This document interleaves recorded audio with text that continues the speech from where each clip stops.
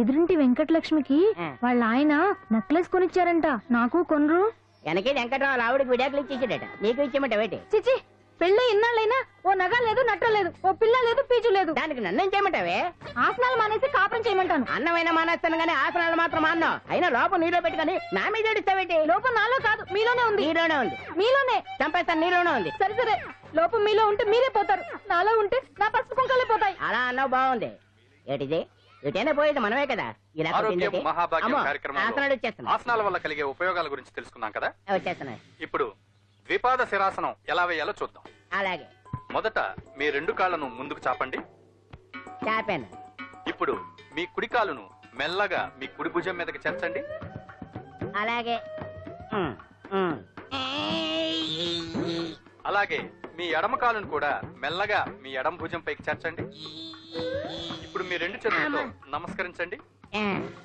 ద్విపాద శిరాసనం ఎలా వేయాలో చూశారు కదా. చూశాను. ఎలా తీయాలో వచ్చే వారం తెలుసుకుందాం. Until then bye. ఎలా తీయాలో వచ్చేవారని చెప్తావా? ఆమె చెప్తాడే.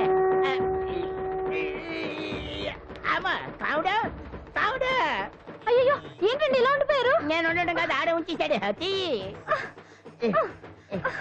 రావట్లేదండి. రావట్లేదా? నువ్వు కావాలని తీయట్లేదా? అయ్యో, రావట్లేదండి నిజంగా. వెళ్ళు, బయటకు వెళ్ళవనని పిలు. ఆడతో దండం పెడుతున్నాడు. మెల్లగా మెల్లగా.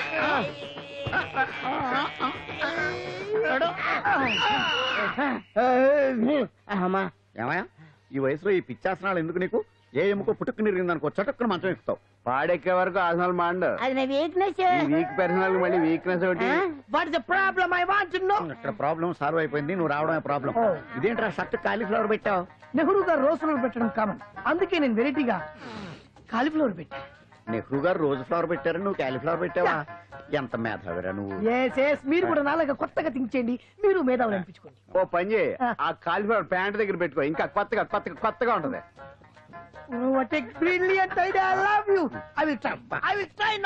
అందరూ నోటితో తింటున్నారు కదా, నీడు తేడాగా తింటున్నాడేమో. ఆల్రెడీ అలాగే తింటున్నాడు. పుకారాం, సిద్ధాంతికి నా జాతకం చూపించానన్నావు, ఏం చెప్పాడు? అబ్బో, నీ జాతకం లాంటి జాతకం తన సర్వీస్ లో చూడలేదంట బావా. ఇవాళ నుంచి నీ పేరు మోత మోగిపోతుందట. గుడిసెలో నీ పేరే, గుడారాలో నీ పేరే. ఏంటి అక్కడ హడావిడి? నువ్వు ఇక్కడికి వస్తున్నట్టు తెలిసి అభినందన సభ పెట్టుంటారు. అవిగో బ్యానర్లు. మినిస్టర్ భగవాన్ నా బిడ్డకు తండ్రి. మినిస్టర్ భగవాన్ నా బిడ్డకు తండ్రి. బావో, ఇదేదో నీకు యాంటీటెంట్ లో ఉంది బావా. యాంటీటెంట్?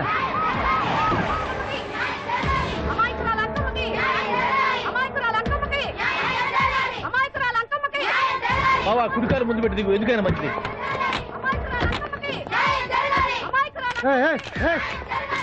ఏంటిదంట?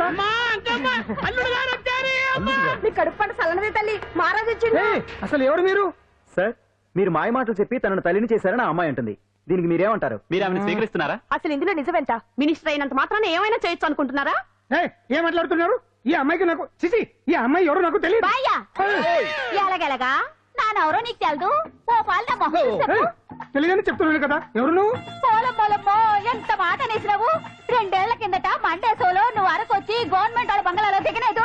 దిగితే అసలు ఆ మాటకు వస్తే రెగ్యులర్ గా అరకొస్తుంటాడు, బంగాళాలో దిగుతూ ఉంటాడు, అక్కడే ఐటమ్స్ గురించి ఆలోచిస్తూ ఉంటాడు, ప్రజా సమస్యల గురించి ఆలోచిస్తూ ఉంటాడు. అయితే ఏంటంటే నేను ఆ బంగాళాలో పని మనిషిని. ఓ అర్ధరాత్రేలా బోర్ని వర్షం పుట్టుకుని దీపాలు ఆరిపోనాయి. బాయి చుట్టే బాగా తాగేస్తున్నాడు. నేను ఎలగలిగెళ్తుంటే అలా నా చెయ్యి చేసుకున్నాడు. ఏటి బాబు ఇది అన్నాను. నువ్వు అను, అరకులో సగం రాసిస్తాను, మనవాడతాను, మగబిడ్డనిస్తాను అన్నాడు. నమ్మిన తెల్లారి చుట్టే మాయ అయ్యిండు. మగబిడ్డ అయితే పుట్టిండు, మనువు మాత్రం వాళ్ళేదే తల్లి. బాబా, అదే ఇన్నాళ్ళ నుంచి నీ ఎంబడి తిరుగుతున్నా గానీ నీ ఉదార గుణం నాకే అర్థం కాలేదే. ఈ పిల్లకు పోయి అరకులో అర్ధ భాగం రాసిస్తానన్నావే, నీ టేస్టు నీ పిచ్చినాడతరం మండ. ఏ మొత్తం రాసివచ్చుగా? ఇది ఎవరో తెలియదు అంటుంది. పట్టుకొని పుట్టే పుట్టోని చూడండి. రాత్రి నుంచి అయ్య కావాలని ఒకటి ఏడుపు. ఎవడు వీడా? నల్లెట్టనమని ఎక్కున్నాడు. ఒక ముద్దు పెట్టుకోడు గారు. బావా, రంగు అయితే తెల్లదే గానీ పోలికలు మాత్రం నీకులాగే ఉన్నాయి బావా. నా కొడుకు ఏంట్రా? కాదని గ్యారంటీ ఏంటి?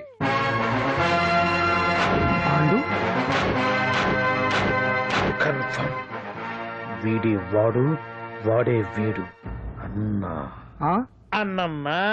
ఇదంతా నువ్వు ఆడిస్తున్న నాటకం అన్నమాట. ఆడిస్తున్నది నేనే, కానీ నాటకం కాదు. నిజం.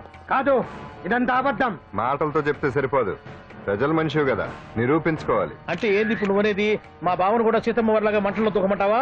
ఇదిగో పరువు కోసం ప్రాణం ఇచ్చే వంశం మా బావదే.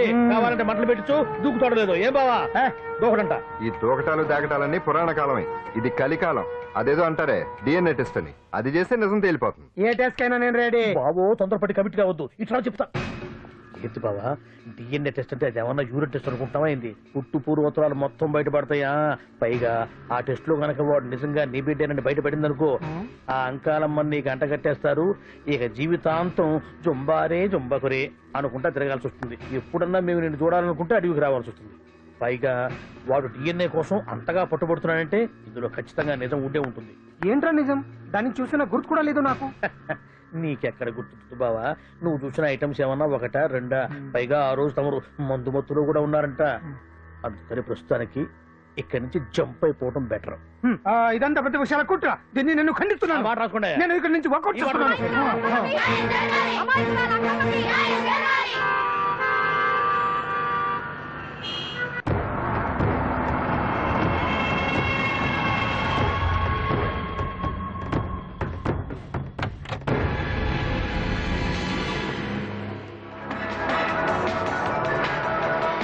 బిడ్డకు తండ్రి మంత్రి భగవానేనంటూ న్యాయ పోరాటం చేస్తున్న కొండజాతి అంకమ్మ ఉదంతం తెలిసింది. కాగా నిన్న అర్ధరాత్రి గుర్తు తెలియని కొందరు వ్యక్తులు అంకమ్మ శిబిరంపై దాడి చేసి అక్కడున్న వాళ్లందరినీ గాయపరిచి అంకమ్మను తీసుకువెళ్లిపోయారు. ఇది ముమ్మాటికి మంత్రి భగవాన్ పనేనని మహిళా సంఘాలు ఆందోళన వ్యక్తపరుస్తున్నాయి. బావా బావా బావా బావా బావా బావా బావా బావా ఇప్పుడు అర్థమైంది బావా నువ్వేంటో. అసలు నీకు నువ్వే సాటిపో బావా. నువ్వు అడకపోయినా సరే నీకు అర్జెంట్ గా ఒక ఐటమ్స్ పార్టీ అరేంజ్ చేద్దామనిపిస్తుంది బావా. ఏంట్రా? ఏంటేంటి బావా, నిన్ను ఏమీ తెలియనట్టుగా శిబిరం దగ్గర నుంచి వాకౌట్ చేసి రాత్రికి రాత్రే దాన్ని లేపేసి సాక్ష్యం కూడా మాయం చేశావంటే అందుకే బావా నువ్వు ఆటో భగవాన్ స్థాయి నుంచి మినిస్టర్ భగవాన్ స్థాయికి ఎదిగింది. ఏంట్రా ఏదో పిచ్చి పిచ్చిగా మాట్లాడుతున్నావు? సరేలే బావా, నువ్వు మరీను. ఇదిగో బావా, నన్ను మరీ అంత పరాయుడుగా చూడద్దు బావా. గత రాత్రి కొంతమంది రౌడీలు వచ్చి అంకమ్మ శిబిరాన్ని ధ్వంసం చేసి అంకమ్మను మాయం చేశారు. ఇది మినిస్టర్ భగవాన్ పనే ఉంటుంది అని టీవీ వార్తల్లో చెప్తుంటే చూసి నేను తెలుసుకోవాలన్నా బావా? ఓన్లే ఒక మంచి పని చేశావు, పిల్లాన్ని స్కూల్లో జరిపించావంటగా బయట చెప్పుకుంటున్నారు. తల్లినట్టు లేపేశావు. నేను లేపేవేంట్రా? నేను కాదు కాదు కాదు నువ్వే నువ్వే నువ్వే అని బయట చెప్పుకుంటున్నారు. కొంపదీసి ఆ రౌడీలు పంపించింది నువ్వు కాదా? నేను కాదు. వామ్మో, ఇదేదో నీ నాశనానికే వచ్చినట్టుంది బావు. అది నీ బుద్ధి అందరికీ తెలుసు కాబట్టి ఎలాగూ నిన్నే అనుమానిస్తారని ఆ పాండుగాడే మనుషులను పంపించి ఈ నాటకం ఆడిచుంటాడు. ఏదో ఆందోళనలో ఉన్నట్టున్నారు. హిందోళ రాగం వాయించి మార్కులు కొట్టేస్తాను ఆ మట్టిని.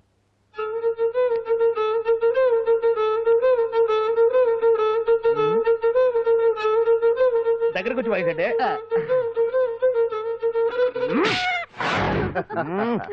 అది దెబ్బంటే. సత్యవతిని ఎవరు తీసుకెళ్లారో తెలవక జుట్టు పీక్కుంటూ ఉంటాడు వేధవ. అవును పండు, నాకు డౌట్.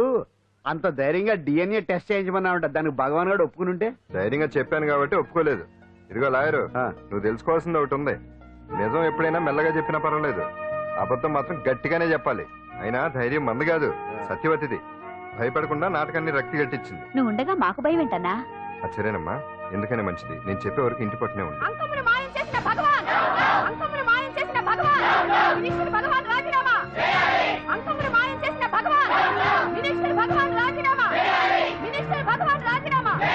మినిస్టర్ భగవాన్ రాజీనామా. ఏమిటిదంతా? కుట్ర సార్, కుట్ర. నా పాపులారిటీని దెబ్బతేయడానికి ఎవరు కావాలని చేసిన కుట్ర. కుట్రని మీరంటున్నారు, నిజమని చెప్పి ప్రజలు ప్రతిపక్షాలే కాదు మన పార్టీ వాళ్ళే అంటున్నారు. అరే, మొన్నటికి మొన్న ఆ దొంగ మందుల కేసులో మీ హస్తం ఉందని ఆరోపణ, ఇప్పుడేమో ఈ గిరిజనమ్మాయి case. What is all this? అంటే మీరు కూడా నన్ను... నేనే కాదు, పార్టీలో ప్రతి ఒక్కరూ ఇది నిజమని నమ్ముతున్నారు. మీ వ్యసనాల వల్ల పార్టీకి చెడ్డ పేరు తెస్తే మాత్రం సహించేది లేదు. భగవాన్ గారు, సీఎం గానే కాదు, పార్టీ ప్రెసిడెంట్ గా చెప్తున్నాను, మీ మీద పడ్డ నిందలు నిజం కావని మీరు నిరూపించుకుంటే మీకే మంచిది. ఇంతకీ అమ్మాయిని ఏం చేశారు? అంజలి, అంజలి, ఇక్కడ ఇక్కడున్నావా? ఏంటి ఈ టైంలో వచ్చావు? ప్రోగ్రామ్స్ వెళ్ళేవా? నీ ప్రోగ్రామేనే తల్లి. నాదా? ఏంటి? అబ్బాబాబా, రేపు డాన్స్ ఫెస్టివల్ లో నువ్వు డాన్స్ చేయడమేమో గానీ ఆ ఆర్గనైజర్స్ నాతో డాన్స్ చేస్తున్నారు. నువ్వేమో ఆ పనులన్నీ నాకు అప్పు చెప్పావు. ఏమైంది? స్టేజ్ మీద నీకేమేం రిక్వైర్మెంట్స్ కావాలో స్వయంగా నువ్వే దగ్గర చూసుకోవాలట. వాళ్ళు నాకు ఇన్ఫార్మ్ చేశారు. పద పద. ఎక్కడికమ్మా వెళ్తున్నారు? పాండు కూడా ఇంట్లో లేడు. అయితే ఓ పని చేయి, అర్జెంట్ గా పాండుకు ఫోన్ చేసి రమ్మని చెప్పు. పాండు నేను తీసుకెళ్తాడు, నేను ఫ్రీ అయిపోతాను. ఆ పని చెయ్యండి అమ్మా. ఇంత చిన్నదానికి తను ఎందుకు డిస్టర్బ్ చేయడం? ఏ పని మీద ఉన్నాడో ఏంటో, మనమే వెళ్ళొచ్చేద్దాం. అది కాదమ్మా, పాండు లేకుండా. పర్వాలేదు బామ్మగారు, జాగ్రత్తగా వెళ్ళొస్తాం. అంజలి, వీళ్ళిద్దరూ ఎక్కడికి వెళ్తున్నారు?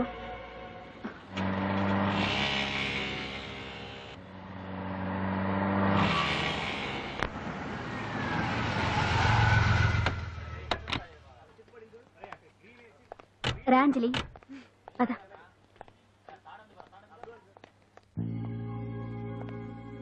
ఎవరు లేరేంటి? ఏంటి ఆర్గనైజర్స్ ఎవరు కనిపించట్లేదు? అదే నేను చూస్తున్నాను. ఇక్కడికి రమ్మని ఇన్ఫార్మ్ చేశారే.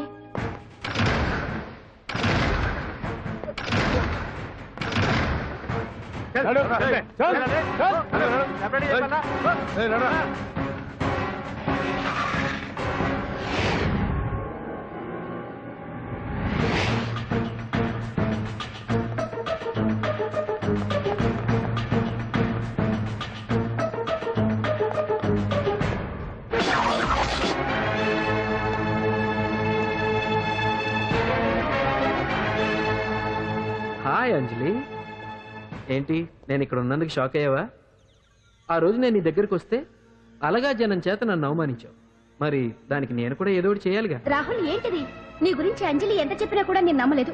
కానీ నువ్వేంటో నాకు ఇప్పుడే తెలిసింది. అసలు నీలాంటి చీట్ ని ఏం చేసినా కూడా పాపం లేదు అని రాహుల్ని తిడతాననుకున్నావు కదా అంజలి? ఎలా తిట్టగలను చెప్పు? నాకెప్పటి నుంచో రాహుల్ అంటే ఇష్టం, కానీ తనకి నువ్వంటే ఇష్టం.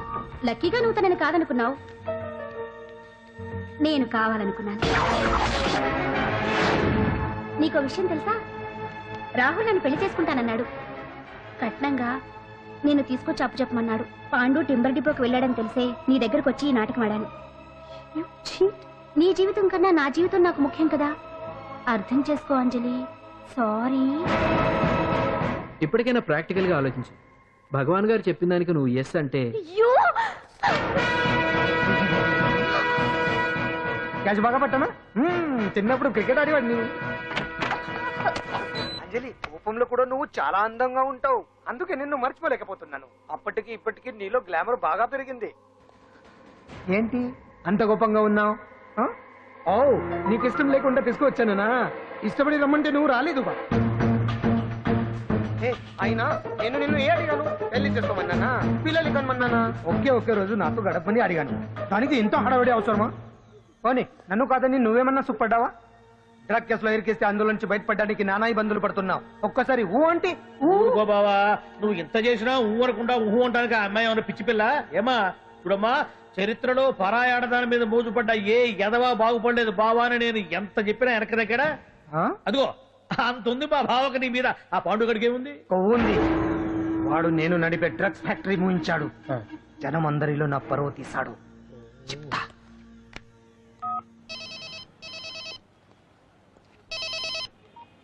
హలో, హాయ్ హీరో, బాగున్నావా? భగవాన్. అరే, నా గొంతు బాగా గుర్తుపట్టావే. నీకు మెమరీ పవర్ బాగుంది. ఈ గొంతు కూడా కొంచెం గుర్తుపట్టు. అంజలి, విన్నావా? అమ్మాయిని ఏం చేయొద్దు.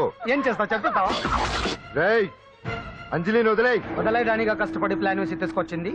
ఆ రోజు నువ్వే అన్నావుగా చెప్పి చేయడం మగతనమని. అందుకే చెప్తున్నాను. ఏ స్టేజ్ మీద అయితే రేపు అంజలి చేత ప్రోగ్రామ్ ఇప్పించాలని అనుకున్నావు, అదే స్టేజ్ మీద తనకు నేను చిన్న ప్రోగ్రామ్ పెట్టుకున్నాను. నువ్వు మగతనం ఉన్న మగాడివి కదా, వచ్చి కాపాడు. ఆరవకు, ఉపయోగం లేదు. నువ్వు ఉన్నది సైదాబాద్, మేమున్నది సికింద్రాబాద్.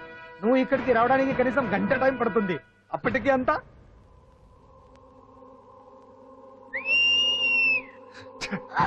ఏంటి అంజలి, భయపడుతున్నావా? టెన్షన్ గా ఉందా? ఉంటుంది, అంతే కదా. నాకు టెన్షన్ గానే ఉంది. రేప్ చేయడం నాకు కొత్తే, కానీ తప్పట్లేదు. అంజు అంజు అంజలి, ఆగో ఆగో ఆగో, పరిగెడితే పడిపోతావు. అంజు అంజు ఆగో ఆగో అంజలి. అంజు, ఏంటి పాండు వచ్చి రక్షిస్తాడు నీ నమ్మకమా? వాడు రాలేడు. రావాలంటే గంట టైం పడుతుంది. హైదరాబాద్ హెవీ ట్రాఫిక్, మధ్యలో 18 సిగ్నల్స్ ఉన్నాయి. కష్టం. అంజలి ప్లీజ్ దొరికిపో. అప్పుడు 1 hour నాకు